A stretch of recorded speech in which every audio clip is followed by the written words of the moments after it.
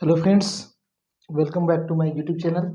Spectroscopy का हम अगला टॉपिक लेके आए हैं, uncertainty relation and natural line width and natural line broadening. होता क्या है कि जैसे हम यहाँ पे एक लाइट सोर्स ले लेते हैं, ठीक है। अगर हमको किसी मटेरियल का स्पेक्ट्रा लेना है तो हम एक लाइट सोर्स ले लेते हैं, ठीक है। उसको हम किसी स्लिट से गुजारते हैं, ठीक है। स्लिट, ये हो गया आपका सैंपल। सैंपल में आप जो पर्टिकुलर मॉलिक्यूल हैं उसका स्पेक्ट्रा लेना चाहते हैं। इसके साथ साथ में कुछ और भी मॉलिक्यूल होंगे, है ना। ऐसा तो है नहीं कि एकदम आप प्योर कंपाउंड ले रहे हैं। ले भी रहे हैं तो फिर हर जो एटम होगा वो अलग अलग एनर्जी लेवल पे होगा, ठीक है। तो ये लाइट सोर्स जब यहाँ से पास होता है तो हमको कहाँ मिलता है, रिसेप्टर या फिर डिटेक्टर में ये आके एब्जॉर्ब होता है, ठीक है। डिटेक्टर क्या कहता है कि ये इस कंपाउंड का जो प्रॉपर्टी होता है कि कितना लाइट को एब्जॉर्ब कर रहा है, कितना लाइट को इमिट कर रहा है, उसको ये डिटेक्टर काउंट करता है, ठीक है। उसको नंबरिंग के हिसाब से या फिर ग्राफ के हिसाब से वो प्लॉट करके हमको देता है, ठीक है।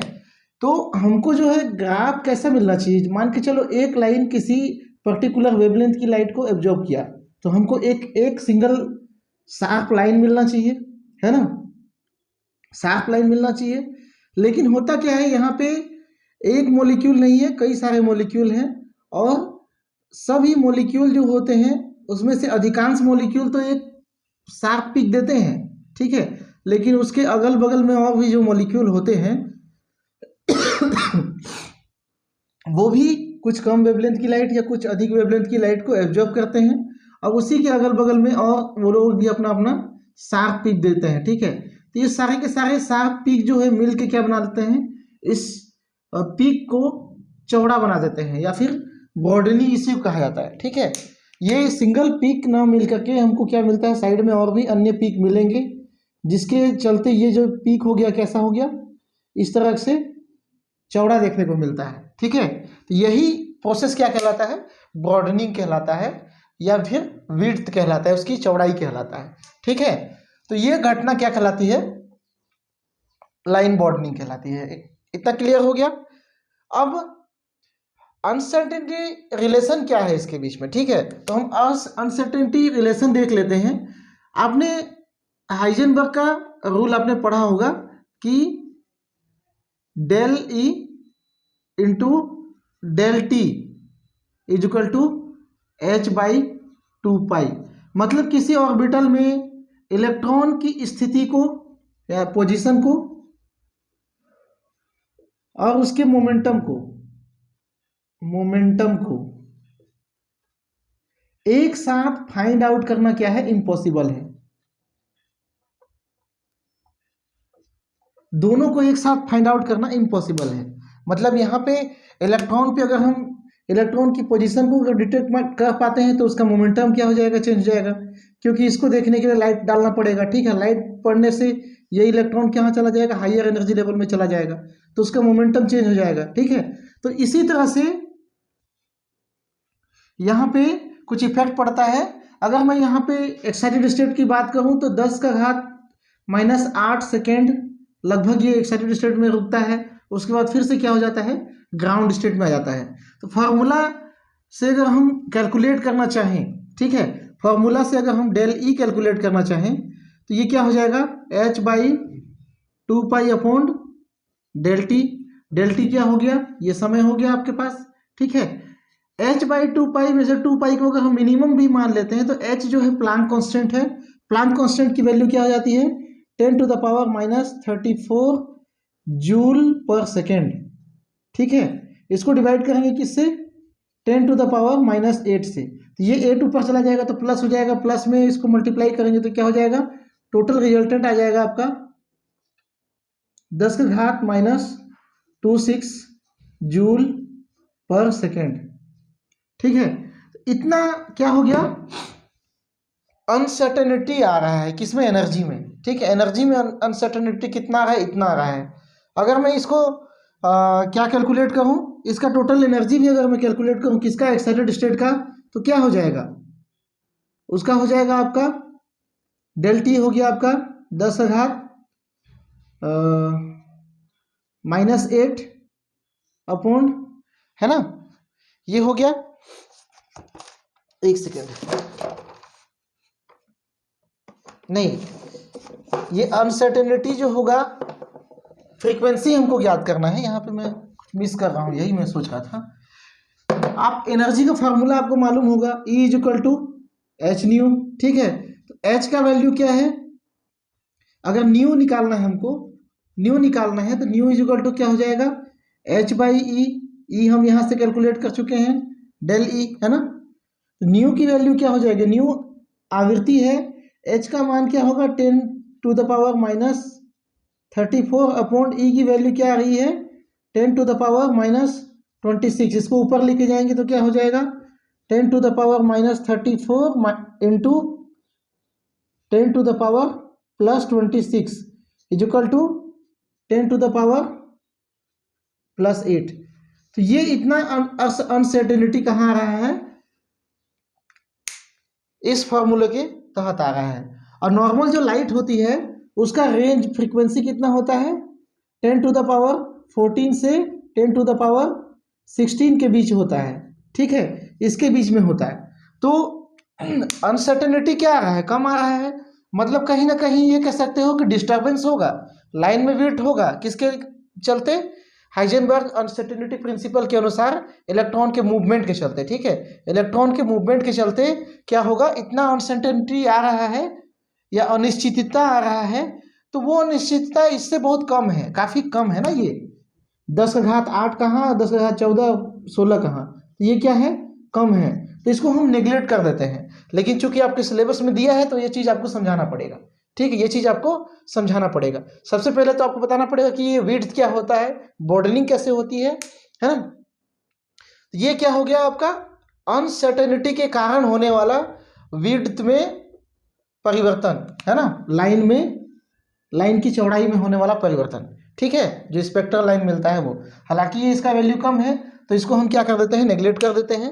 पूरी तरह से नेग्लेक्ट तो किया नहीं जा सकता, कुछ ना कुछ वैल्यू तो इसका होगा, है ना। अब आगे देखते हैं, जो नेचुरल लाइन बॉर्डनिंग होता है जिसको हम नहीं रोक सकते। देखिए एक चीज़ क्या होता है, स्लिट में हो सकता है स्लिट को हम बहुत अच्छे से एडजस्ट कर लें, उसमें से केवल एक ही वेव पार होना चाहिए, लेकिन कितना भी करने कुछ ना कुछ इंस्ट्रूमेंटल डिफेक्ट आ ही जाता है। तो इसके साथ में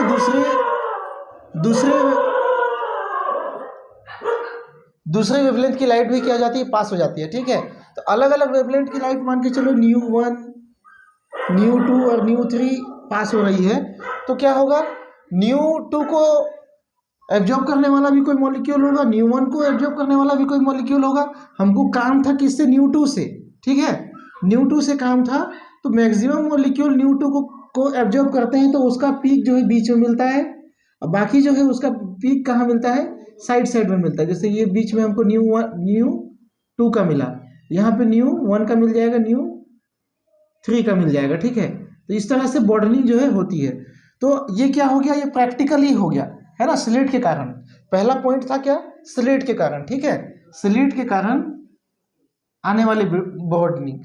तो ये तो क्या हो गया, प्रैक्टिकल हो गया। लेकिन अनसर्टेनिटी क्या था, नेचुरल था, इसको आप कम नहीं कर सकते, है ना, ये नेचुरल है, ये मॉलिक्यूल का अपना गुण है, इसको आप कम नहीं कर सकते। उसी टाइप से नेचुरल लाइन बॉर्डरिंग में और भी दो पॉइंट है, उसको भी हम समझते हैं कि करके, है ना। तो मैं इसको मिटा देता हूं।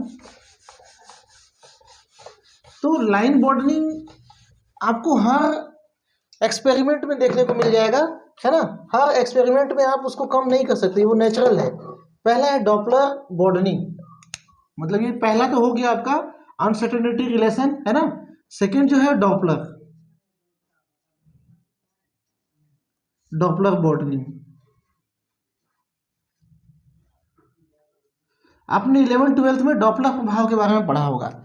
उसमें क्या था कि दूर का ध्वनि और नजदीक का ध्वनि, यहाँ पे कोई लिसनर है, ठीक है, यहाँ पे क्या है, कोई लिसनर है, तो नजदीक की ध्वनि उसको क्या सुनाई देगी, ज्यादा सुनाई देगी, ठीक है। दूर की ध्वनि क्या होती जाएगी, कम होती जाएगी, मतलब दूर की ध्वनि क्या होगी, कम सुनाई देगी, ये आपने पढ़ा होगा।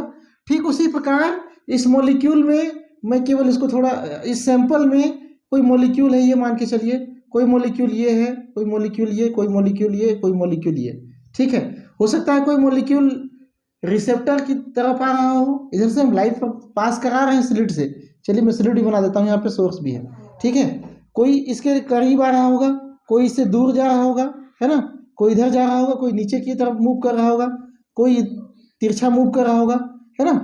तो हर मॉलिक्यूल का एक अलग अलग पोजीशन है, ठीक है। मतलब यहाँ से जो लाइट जाएगी रिसेप्टर में, उसका टेंडेंसी, उसका फ्रीक्वेंसी कुछ अलग होगा, इसकी फ्रीक्वेंसी क्या होगी, कुछ अलग होगी, ठीक है। इस तरह से अलग अलग फ्रीक्वेंसी की लाइट हमको यहाँ डिटेक्टर में क्या हो रहा है, एब्जॉर्ब हो रहा है। जो मेन हमारा जो था ν2 जिसको हमने माना था, वो क्या करेगा, वो एक शार्प पिक देगा, लेकिन जो दूर में है उसका वेवलेंथ का क्या आएगा, उसका वेवलेंथ कम में आएगा, और जो नज़दीक में है उसका वेवलेंथ कहाँ आएगा, उच्च आवृत्ति में आएगी, ठीक है। या फिर इसको कह सकते हो ν1, ν3 और ये क्या है, ν2 है। तो इस तरह से लाइन में क्या हो गई, इसमें भी बॉर्डनिंग हो गई, है ना। मतलब डॉपलर इफेक्ट के कारण क्या होता हो रहा है, यहाँ पे बॉर्डनिंग हो रही है। डॉपलर इफेक्ट क्या बता रहा है कि मॉलिक्यूल कुछ क्या है, डिटेक्टर के नज़दीक है, कुछ डिटेक्टर के पास है, मतलब कुछ नज़दीक आ रहे हैं, कुछ दूर जा रहे हैं, ठीक है। इसके कारण भी क्या होता है, लाइन में बॉर्डनिंग होती है। तो इस प्रकार की बॉर्डनिंग को हम क्या कहते हैं, डॉपलर बॉर्डनिंग कहते हैं, और ये नेचुरल है, ठीक है। ये क्या है, नेचुरल है, इसको आप कम नहीं कर सकते, कम नहीं कर सकते। क्यों? क्योंकि आप ऐसा तो नहीं कह सकते कि हाँ भाई तुम यहाँ पे खड़ा रहो, है ना, यहाँ पे डटे रहो, तुम्हारा पोजीशन यही है, आप यहाँ फिक्स रहो, आप सॉल्यूशन में नहीं कह सकते, ठीक है। अगर सॉलिड की बात करें, चलो ये गैस और लिक्विड के लिए तो समझ में आता है, सॉलिड की बात करें तो क्या होगा भाई, सॉलिड तो ठोस होता है ना। क्रिस्टल जालक के बारे में आपने पढ़ा होगा, NaCl, Na+, Cl-, Na+, कुछ इस तरह से, यहाँ पे Cl-, यहाँ पे Na+, इस तरह से बंधे हुए होते हैं, ठीक है। तो आप कहोगे कि भाई ये तो फिक्स है, इसका तो फ्रीक्वेंसी हमको शार्प लाइन मिलना चाहिए, इसका जो ग्राफ है हमको शार्प मिलना चाहिए। लेकिन होता क्या है कि ये भी खुद अपनी जगह पे वाइब्रेट करते रहते हैं, ठीक है। ये भी भले जुड़े हुए हैं, बंधे हुए हैं, लेकिन ये क्या करते रहते हैं, वाइब्रेट करते रहते हैं, ठीक है। उस वजह से इनके फ्रीक्वेंसी में चेंजेस आ जाता है, ठीक है। इस वजह से क्या आता है, सॉलिड में भी कुछ हद तक लाइन बॉर्डनिंग देखने को मिलता है ना। हालांकि इसमें लाइन बॉर्डनिंग कम होगी, लेकिन होगी जरूर, ठीक है। तीसरा इफेक्ट देखेंगे और क्लियर हो जाएगा, है ना। कोलाइजन बॉर्डनिंग, कोलाइजन बॉर्डनिंग क्या होता है, थर्ड जो है आपका कोलाइजन, या कोलाइट कह सकते हो, कोलाइजन, कोलाइजन, कोलिजन कहते हैं इसको, ठीक है। कोलाइजन बॉर्डनिंग, बॉर्डनिंग यहाँ छूट रहा है, ठीक है। तो यहाँ पे क्या होता है कि कोई सैंपल है, ठीक है, जैसे हमने यहाँ पे सैंपल लिया था, ठीक ऐसे ही हो सकता है कि कई मॉलिक्यूल एक दूसरे से टकरा रहे हों, कोलाइड कर रहे हों, कोई मॉलिक्यूल एक दूसरे से टकरा के दूर जा रहे हों, ठीक है। कोई मॉलिक्यूल अपने ही पोजीशन में यहाँ पे खड़ा हो, ठीक है। तो क्या होता है कि कोलाइड कर रहे हैं तो फिर उसकी पोटेंशियल एनर्जी काफ़ी हाई हो जाएगी, है ना। जब दो मॉलिक्यूल क्या करते हैं, कोलाइड करते हैं, एक दूसरे के करीब आते हैं, तो उनके स्फीयर में इलेक्ट्रॉन रहता है, जैसे जैसे करीब आते हैं न्यूक्लियस इलेक्ट्रॉन को अटैक कर, न्यूक्लियस क्या करता है, एक दूसरे का न्यूक्लियस इसके इलेक्ट्रॉन को और इसके इलेक्ट्रॉन को खींचता जरूर है, लेकिन न्यूक्लियस और न्यूक्लियस में क्या होगा, रिपल्सन होगा, और इलेक्ट्रॉन इलेक्ट्रॉन में भी क्या होगा, रिपल्सन होने लगता है, ठीक है। जब ये करीब आते हैं तो टकराते नहीं हैं, बल्कि एक निश्चित दूरी तक आके दूर चले जाते हैं, फिर से रिपल काम हो जाता है। तो जब ये नज़दीक आते हैं तो इनका पोटेंशियल एनर्जी बहुत अधिक बढ़ जाता है, ठीक है। अब इसकी एनर्जी खुद इतनी बढ़ गई है तो वो क्या करेगा, शॉर्ट वेवलेंथ की लाइट को एब्जॉर्ब करेगा। अब कोई बहुत दूर जा चुका है, तो वो क्या करेगा, हाई वेवलेंथ की लाइट को एब्जॉर्ब करेगा, ठीक है। वेवलेंथ मुंह से निकल रहा है, फ्रीक्वेंसी, वेवलेंथ तो क्या हो जाता है, लो एनर्जी हो गया, है ना। वेवलेंथ अगर हाई है तो उसकी एनर्जी कम होगी, और वेवलेंथ अगर छोटा है तो उसकी एनर्जी हाई होगा। ये फ्रीक्वेंसी मैं कह रहा हूँ, फ्रीक्वेंसी समानुपाती होती है एनर्जी के। तो यहाँ पे आप सुधार लेना, ये क्या करेगा, अगर हाई पोटेंशियल एनर्जी में होगा तो हाई फ्रीक्वेंसी की लाइट को ऑब्जर्व नहीं कर पाएगा। ये क्या करेगा, लो फ्रीक्वेंसी मतलब कम एनर्जी वाली लाइट को ऑब्जर्व करेगा। तो यहाँ पे भी क्या होगा, अगर मैं इसको ग्राफ बनाऊं तो सेम टू सेम कुछ जो मॉलिक्यूल है, मैक्सवेल डिस्ट्रीब्यूशन लॉ आपने पढ़ा होगा कि मैक्सिमम मॉलिक्यूल जो हाई स्पीड में है ना, उसी को हम क्या कहते हैं, मैक्सवेल ई मैक्स कहते हैं, ई मैक्स है ना, ई मैक्स शो करते हैं। मतलब अधिकतर मॉलिक्यूल जिनका मोमेंटम क्या होगा, हाई होगा, वो क्या करेंगे, एक पीक देंगे, जिसका कम होगा वो एक पीक देंगे, और जिसका ज़्यादा होगा वो एक पीक देंगे। ठीक है, तो इस तरह से ई मैक्स आप कैलकुलेट कर सकते हो इसको, है ना।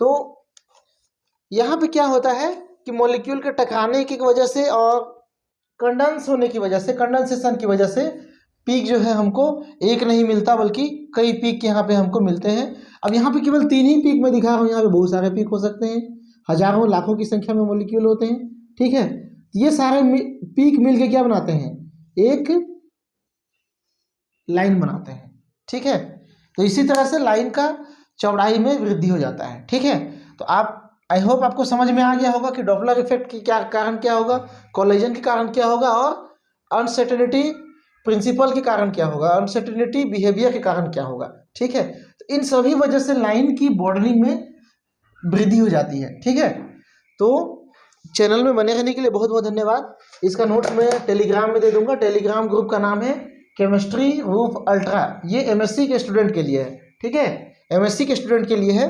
तो दोस्तों के साथ शेयर कीजिए, और चैनल को पसंद आया हो तो लाइक कीजिए। Thank you.